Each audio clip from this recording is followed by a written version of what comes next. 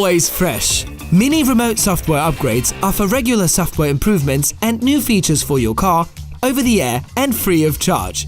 Time to upgrade. On the interaction unit in your Mini and in the Mini app, you'll be notified about new available upgrades. Follow the notification and download the upgrade to your smartphone. Complete? Now connect your phone to your Mini via Bluetooth and Wi-Fi. If your smartphone is connected via Bluetooth, you can add Wi-Fi directly through the Mini app. Make sure to enable vehicle data access. Take a ride with the connected phone and the remote software upgrade will be transferred to your car.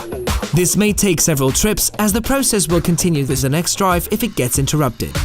Once the transfer is complete, turn off your car and follow the steps on the goodbye screen.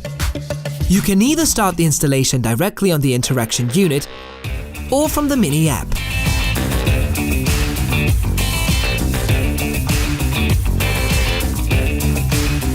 Make sure your car is safely parked as you will not be able to move it during the upgrade. Your Mini takes care of everything else automatically.